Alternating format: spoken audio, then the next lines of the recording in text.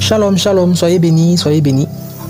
Alors Salomon, à l'achèvement du temple de l'Éternel, fait une prière dédicace qui révèle une leçon importante et édifiante pour toi que Dieu appelle à accomplir une grande œuvre pour lui et qui fait face à un grand combat intérieur entre doute et incertitude. Alors méditons ensemble 1 Roi chapitre 8, les versets 16 à 20, versets 17 à 19. David, mon père, avait l'intention de bâtir une maison au nom de l'Éternel. C'est Salomon qui parle. Et l'Éternel dit à David, mon père, seulement ce ne sera pas toi qui bâtiras la maison, mais ce sera ton fils sorti de tes entrailles qui bâtira la maison à mon nom. Le texte est limpide sur pourquoi Salomon et non David pour bâtir le temple de Dieu. C'est une question de choix. Salomon n'était pas plus méritant que David, il n'avait encore rien accompli. Mais Dieu l'avait choisi indépendamment d'un quelconque mérite. Le verset 18 même précise que David a eu l'intention de bâtir le temple, mais Dieu lui a préféré Salomon non par mérite, non par rejet, mais par pur choix. Et c'est là qu'intervient la difficulté pour toi. Dieu t'appelle, tu le sais, mais tu as un blocage dans la tête parce que tu sens fortement tes faiblesses, ton inexpérience et surtout tu vois devant et autour de toi ceux qui ont fait des exploits avant toi et qui en principe sont plus méritants que toi. Tes doutes sont accentués même parce qu'ils sont pour toi comme des points de repère, vu que tu n'as aucune expérience et que tu ne sais parfois ni comment commencer, encore moins comment faire. Tu n'arrives pas à faire comme eux alors que tu as essayé, tu n'as pas leur qualité et te voilà hésitant, angoissé. Tu as envie d'abandonner même pour avoir la paix. Tu te dis mais pourquoi moi? Se dis encore j'aurais voulu avoir une vie simple, beaucoup plus tranquille. Cependant, c'est ta chair, ce sont tes émotions qui te paralysent. La vérité est beaucoup plus simple.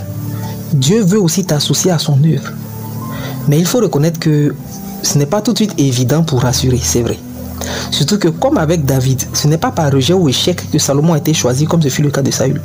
Alors quand tu vois aussi ceux qui sont des forces de frappe de l'Éternel, tu te questionnes à n'en point fini sur l'intérêt de ta présence dans l'arène. Mais regarde, Dieu ne veut pas tout faire avec une seule personne. Il veut t'associer aussi selon son bon plaisir, comme dans Philippiens 2,13. Dans un premier temps, souviens-toi que Dieu n'a pas besoin d'une raison particulière pour faire avec toi aussi. Tu es le bon plaisir de Dieu. Ensuite, la deuxième chose, c'est que lorsque tu regardes Salomon, tu réalises qu'il fait ce que personne d'autre n'a fait avant lui. Il n'avait pas les qualités des autres, mais il avait des qualités exceptionnelles. Au point où ces qualités ont supplanté ce qui aurait pu être pour lui une faiblesse. Toi aussi, tu ne dois pas regarder avec tes yeux pour te demander quelle chose nouvelle tu peux apporter. En toi, comme en Salomon, Dieu a mis des qualités exceptionnelles avec lesquelles tu feras une chose nouvelle. Seulement, tu ne le verras pas tant que tu ne t'es pas encore lancé. Et la dernière chose, c'est que l'une des plus grandes faiblesses de Salomon est qu'il ne savait pas faire la guerre dans un contexte où c'était un impératif.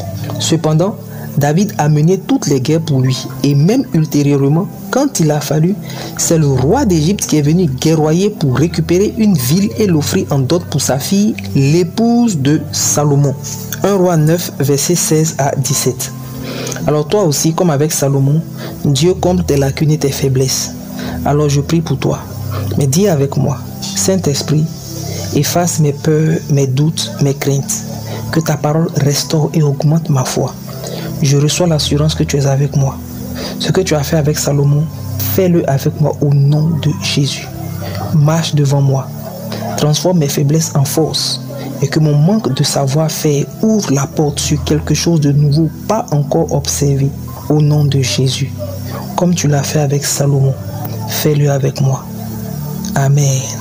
Que Dieu te bénisse.